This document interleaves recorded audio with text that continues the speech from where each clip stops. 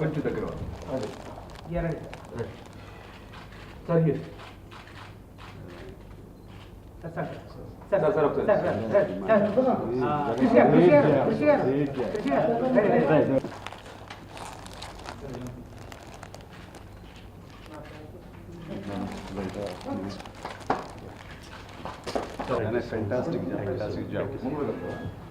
నేను నిన్న కంచె సినిమా చూడటం జరిగింది. చూసిన దగ్గర నుంచి మనస్ఫూర్తిగా వీళ్ళని ప్రత్యక్షంగా ఇంటికి పిలిపించుకుని అభినందించకుండా ఉండలేకపోతున్నాను. అంతా బాగుంది సినిమా. అంటే ఇది ఒక ప్రయోగం కాదు, ఒక అద్భుతమైన, ఒక అందమైన, ఆరోగ్యకరమైన ప్రయోగం కాదు, ప్రయత్నం అని చెప్పగలను. విజయవంతమైన ప్రయత్నం. చాలా హృద్యంగా సాగింది మొత్తం బిగినింగ్ నుంచి ఎండ్ వరకు. ఒక యువకుడి యొక్క జీవితాన్ని అతని వృత్తిపరంగా అలాగే వ్యక్తిపరంగా రెండు కూడాను చాలా చక్కగా నడుపుకుంటూ చక్కటి కథనంతో ట్రీట్మెంట్ తోటి చాలా బాగా అల్లినటువంటి సినిమాగా నేను కంచెని చెప్పగలను. అంటే ఒక పల్లెటూరు వాతావరణాన్ని, ఒక ప్రేమ కథని ఎంత నేటివిటీ తోటి చెప్పారో అదేవిధంగా ఒక వార్ని, పూర్వపు కాలపు వార్ని, అంటే సెకండ్ వరల్డ్ వార్ల ఆ వార్ని హాలీవుడ్ స్థాయికి ధీటుగా ఆయన తీసి చూపించగలిగారంటే క్రిస్ని నిజంగా నేను మనస్ఫూర్తిగా అభినందించుకోవడం ఉండలేకపోతున్నాను. అంత ఫెంటాస్టిక్. అలాగే ఈ సినిమా ప్రతి ఒక్కరు కూడా చూసి ఆనందించే సినిమా ఈ కంచె. ఇక మా అబ్బాయి వరుణ్ ఆ సినిమాకి ఆ క్యారెక్టర్ చాలా ఒదిగిపోయాడు, చాలా యాప్ట్గా ఉన్నాడు. అంటే 1930s 40s ఆ దశకంలోని లుక్స్, ఒక క్లాసిక్ యువకుడు ఎలా ఉండాలో అంత ఇదిగా తాను తర్జుమా అవ్వటానికి క్రిస్ యొక్క సలహాలు సంప్రదింపులతోటి తాను బాగా మలుచుకున్నాడు. అండ్ చూస్తుంటే 1940s సినిమా హీరోస్ లాగే ఆయన అనిపించాడు తప్ప ఇప్పుడున్న కాంటెంపరీ సమకాలీన ఈ మోడ్రన్ యువకుడు ఏదో కనిపించాలి, అందులో తను ఇవ్వాలంటే ఎమడాలంటే చాలా కష్టం. బట్ చాలా ఈజీగా ఎమిడిపోయి ఆ రకంగా తను కూడా కట్టించి ఒక వార్ సీక్వెన్స్లో ఎంత బాగా అయితే కనుక ఒక వారియర్ లాగా చేశాడో, అలాగే ఈ పల్లెటూరు సీన్స్లో కూడా అంత నేటివిటీతో చేసి రెండు కట్టించి చాలా చక్కగా తను రాణించినందుకు మా వరుణ్ కూడా మనస్ఫూర్తిగా ఒక ఫాదర్గా నేను చాలా చాలా హ్యాపీ ఫీల్ అవుతున్నాను, నేను గర్వపడుతున్నాను. ఇక అలాగే మన సాయి మాధవ్ గారు డైలాగ్ రైటరు, ఆయన కూడా ప్రత్యేకించి నేను ఆహ్వానించాను ఈరోజు. ఎందుకంటే ఇందులో డైలాగ్స్ చాలా అందంగా ఉన్నాయి, చాలా ఒక క్రిస్ప్గా పంజెంట్గా ఉన్నాయి. ఆ యొక్క డైలాగులు చెప్పాలంటే చాలా సిచ్యువేషన్స్లో హీరోయిన్ పుట్టినరోజు జరుగుతుంటే హీరో మాట అంటాడు, శుభం అంటూ ఒక చేసుకుంటూ దీపాలు ఆర్పడం ఏంటండి అని కొవ్వొత్తులు ఆర్పుతుంటే, అంటే 4 దీపాలు వెలిగించాలి మంచి చేయడం జరగడం కోసంగా అనే ఆ డైలాగ్ కానీ, అలాగే ఒక ఫిలసాఫికల్ డైలాగ్, అది నేను చాలాసార్లు అంటున్న డైలాగు, అనుకునే డైలాగ్ అది. ఎప్పుడైనా మనస్పర్ధలు ఎవరి మధ్యన వస్తే ఒకసారి మనం ఈగిల్ పాయింట్ ఆఫ్ వ్యూలో చూస్తే కనుక వీఆర్ నథింగ్, దీనికోసం మనం ఇంత మదన పడిపోతుంటాం, ఇంత మీమాంసలో ఉంటాం మనం చెప్పేసి అనిపిస్తుంది. ఆ డైలాగ్ ఎంత బాగా రాశారంటే వరుణ్తో చెప్పించారు.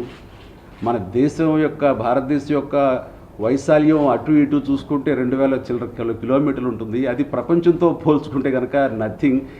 ఈ ప్రపంచం సౌర కుటుంబంలో ఒక మూలం ఉంటుంది. ఈ సౌర కుటుంబం పాలపుంతలో కానివ్వండి, పాలపుంత గెలాక్సీలో కానివ్వండి, ఇవన్నీ చూస్తుంటే మనం ఎక్కడో చిన్న చుక్కలో ముక్కలా బతుకుతుంటాము.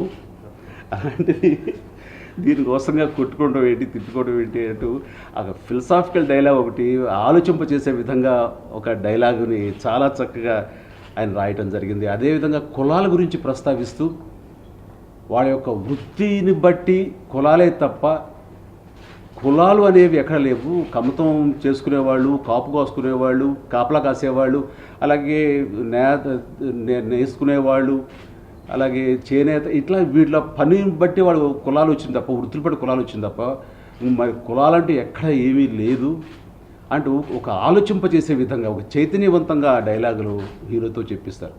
అంటే నువ్వెవరివి అంటే నీది ఏ కులం అని కాదు, నీ వృత్తి ఏమిటి అని అందులో చెప్పడం జరిగింది. అలాగే ఒక వరుణ్ వాళ్ళ తాత గొల్లపూడి మాతృ గారితో ఒక డైలాగ్ అనిపించారు. కనపడకుండా పోయిన మనవడి గురించి కొంచెం ఆందోళనగా ఉంటే ఆ ఊరి జమీందారు అంటాడు, ఏంటి నీ మనవడు భయపడి పారిపోయాడని నువ్వు భయపడుతున్నావా అంటే, వాడు భయపడితేనే చాలా ధైర్యంగా ఉంటానండి, వాడు భయపడ్డాడండి, అదేనండి నా భయం అనే డైలాగు హీరోయిన్స్ దాన్ని ఎంత చక్కగా ఎత్తి రాయించారంటే అది చాలా ఇలాంటివి ఎన్నో ఎన్నో ఎన్నో ఇందులో ప్రతి సీన్లోనూ ఏదో ఒక డైలాగు వాళ్ళ యొక్క మన పనితనం లేదా పెన్నుతనం బాగా చూపిస్తున్నారు మాధవ్ గారు. దానికి క్రిస్ గారి యొక్క పుష్, అదేవిధంగా ఆయన దాన్ని అర్థం చేసుకుని కథాపరంగా ఆయన రాసిన డైలాగ్ మాధవ్ గారిని కూడా నేను మనస్ఫూర్తిగా అభినందిస్తున్నాను. ఇట్లా సినిమా ఇంతగా నేను ఇన్స్పైర్ అవ్వడానికి కారణం, నేను ఏ ఎక్స్పెక్టేషన్స్ లేకుండా వెళ్ళాను. అంటే ప్రాక్టికల్గా చూస్తే ఈ సినిమా వాళ్ళు ఫారిన్లో జార్జియాలో తీశారు. ఆ వార్ సీన్స్ అన్నీ కూడాను ఆ రియల్ లొకేషన్స్లో అంత ఆథెంటిక్గా తీశారు. ఇది బహుశా ఎన్ని వందల రోజులు అయి ఉంటుందో అనే భావన కలిగితే కేవలం సినిమా మొత్తం 55 రోజుల్లో చేయటం అనేది నాకు చాలా ఆశ్చర్యంగా అనిపిస్తుంది. అది నిజంగా మనస్ఫూర్తిగా ఆ విషయంలో ఆ ఆస్పెక్ట్లో నేను క్రిస్ని మనస్ఫూర్తిగా అభినందించాలి. ఇది ప్రస్తుతం 150 రోజులు, 125 రోజులు, 200 రోజులు ఇలా తీసుకుంటూ వెళ్ళిపోతూ ఎక్కడ ఒక లిమిట్ లేకుండా, ఒక హద్దు లేకుండా అయిపోతుంది ఈ తరుణంలో. ఆ విధంగా ప్రొడ్యూసర్స్ కూడా చాలా ఇబ్బందికరంగా ఉండేటటువంటి పరిస్థితుల్లో, బడ్జెట్ని కంట్రోల్ లేకుండా అయిపోయే పరిస్థితుల్లో క్రిస్ లాంటి వ్యక్తి ఇంత గ్రాండ్యూరు, ఇంత విజువల్స్ తోటి, ఇంత కష్టసాధ్యమైనటువంటి ఈ సినిమా 3 సాంగ్స్ తోటి ఈ సినిమా కేవలం 55 రోజుల్లో తీయటం అంటే కనుక ఇండస్ట్రీకి ఒక రకమైనటువంటి ఎడ్యుకేషన్ లాగే అని చెప్పాలి. ఇండస్ట్రీకి ఇది ఒక సినిమా గీటురాయి. ఒక ఇంత తక్కువలో కూడా, ఇన్ని తక్కువ రోజుల్లో కూడా ఇంత ఎఫెక్టివ్గా తీయచ్చా అంటే ఇది నిజమైన దర్శకుడి ప్రతిభకు ఒక గీటు రాయిగా నేను ఈ సినిమాని నేను చెప్పుకోవాలి. క్రిస్ని ఆ విధంగా కూడా నేను మనస్ఫూర్తిగా నేను అభినందించాలి. అండ్ చిత్రంలో ప్రతిదీ కూడా చాలా ఆథెంటిక్గా తీశారు. ప్రతి కార్నరు, ప్రతి కోణం నుంచి చూసినా కానీ. అందుకని మనస్ఫూర్తిగా ఈ రోజున ఈ యూనిట్నిలో పనిచేసిన అందరినీ మీ సమక్షంలో మనస్ఫూర్తిగా నేను అభినందిస్తున్నాను. అండ్ ఇలాంటి సినిమాలు రావాలి, ఇలాంటి డైరెక్టర్స్కి మీ నుంచి ఎంకరేజ్మెంట్ రావాలి, మీ యొక్క ప్రోత్సాహం, ఉత్సాహం ఉంటే కనుక ఇలాంటి సినిమాలు మరెన్నో ఎంతోమంది దగ్గర నుంచి రావాలి. ముఖ్యంగా క్రిస్ దగ్గర నుంచి ఇలాంటి సినిమాలు మనం ఎక్స్పెక్ట్ చేయాలి.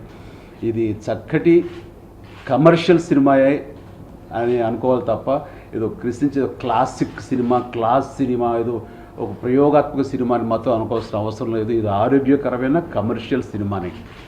అండ్ మనస్ఫూర్తిగా మరొకసారి అందరికీ నా అభినందన తెలియజేస్తాను. Thank you very much.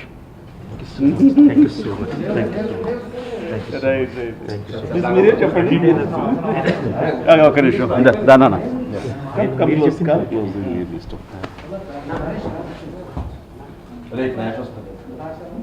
Right.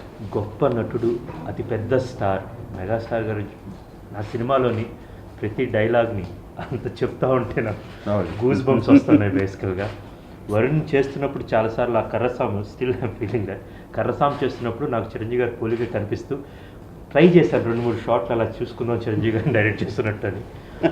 ఈరోజు మా నాన్నగారు పుట్టినరోజు. జాలముడి సాయిబాబు గారు నాకు జన్మదాత, నాకు గమ్యం ప్రదాత. మార్నింగ్ లేచిన తర్వాత నాన్న హ్యాపీ బర్త్డే అని చెప్పి ఈరోజు చిరంజీవి గారి ఇంటికి వెళ్తున్నాను రమ్మన్నారు అనగానే my dad said one thing basically చూసి, గమ్యం అప్పుడు కూడా నాకు ఇంత సంతోషం రాలేదురా అని. అండ్ ఈ హగ్ మీ, మా నాన్నగారు ఎక్కువ హగ్గింగ్ మా ఇంట్లో అంత ఎక్కువ లేదు. మా అమ్మ నేను ఉంటుంది కానీ నాన్నతో లేదు. First time he hugged and he said I'm so proud of this అని. ఈరోజు ఈ మూమెంట్స్లో nobody can take away from me అని. జీవిత అనుభూతుల భాండాగారం, ఒక గొప్ప అనుభూతి నాకు ఈరోజు ఇచ్చారు sir. Thank you so much. నేను ఈ సినిమాలో ఫస్ట్ కార్డ్, మా అందరికి థ్యాంక్స్ చేయడం అన్నీ పక్కన పెడితే, ఫస్ట్ కార్డ్ అమ్మకి, నాన్నకి, గురువుకి, దైవానికి, పుడమికి, పుస్తకానికి నమస్కరిస్తూ అని సినిమా స్టార్ట్ చేశాం మేము.